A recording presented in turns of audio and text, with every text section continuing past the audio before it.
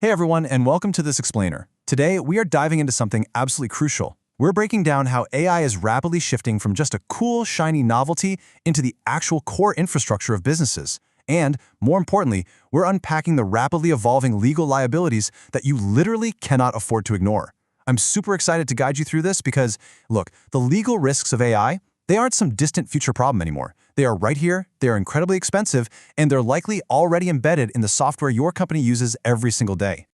Okay, so here's our roadmap for today. We're going to hit 5 key areas: the AI capability boom, the global regulatory patchwork, those massive EU AI Act penalties, the policy to practice gap, and finally, building corporate AI guardrails. Let's get right into it.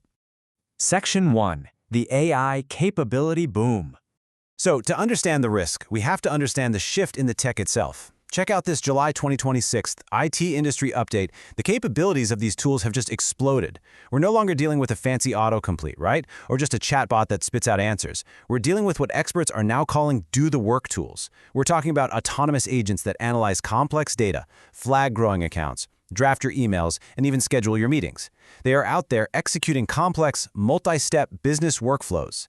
And because they can do so much more, well, the legal exposure has completely skyrocketed.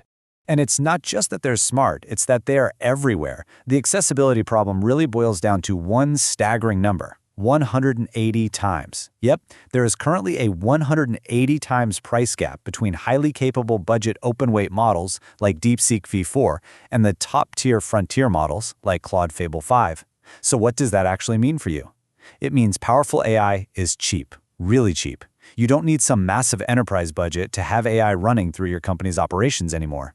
But you know, that accessibility is a double-edged sword. It drives incredible innovation for sure, but it also means the tech is spreading way faster than corporate compliance can even hope to keep up. Section 2. The global regulatory patchwork.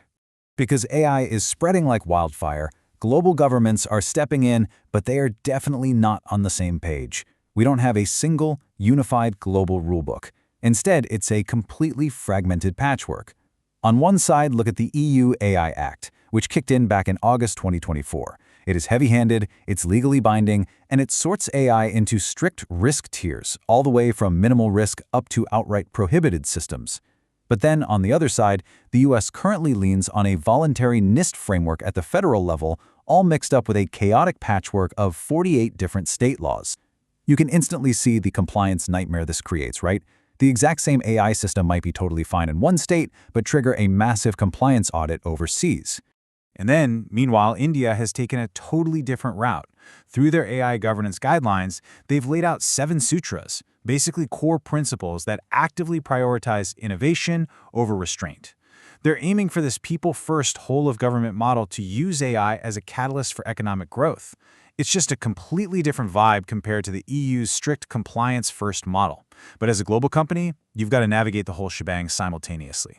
Section 3. EU AI Act penalties. Let's talk about the financial danger here, focusing on the most aggressive of these laws. If you thought GDPR's data privacy fines were a massive wake-up call, the EU AI Act just raised the stakes to a whole new level. Under GDPR, maximum fines were generally around 4% of a company's global revenue. But under the EU AI Act, try penalties hitting 35 million euros, or up to 7% of a company's global revenue for prohibited practices. Let that sink in. To put that into perspective, if a manufacturer brings in 10 billion euros in annual revenue, a single prohibited practice violation could mean a 700 million euro fine. That's not just a slap on the wrist. That is literal existential financial risk. Now, you might be sitting there thinking, well, my business isn't headquartered in the EU, so I'm off the hook. Actually, scratch that. It is a very dangerous misconception. The supply chain transmission mechanism is fully in effect. Reports show that nearly half of the companies actively preparing for the EU AI Act aren't even headquartered in Europe.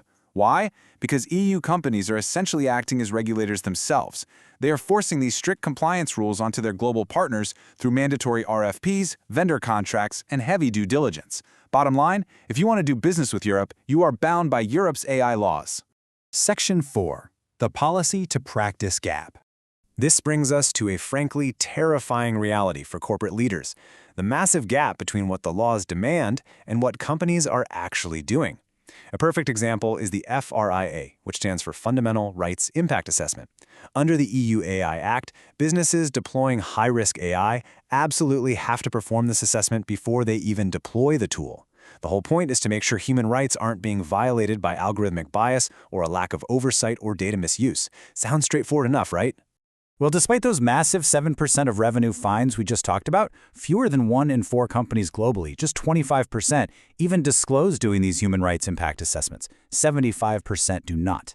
That is a massive, widespread legal exposure gap. The ambition of the law is sky high, but the actual practice on the ground, it is lagging severely.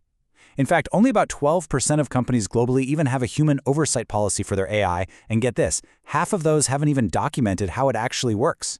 Section 5. Building corporate AI guardrails. Okay, so knowing all this, how do you actually protect your business today? First, you've got to spot the hidden liabilities already sitting inside your company. The vulnerabilities basically fall into 2 main buckets. Number 1, data leakage. This is when employees innocently copy and paste customer data or secure financial reports right into free public AI tools to help draft an email. Number 2, and this one is super sneaky, shadow AI.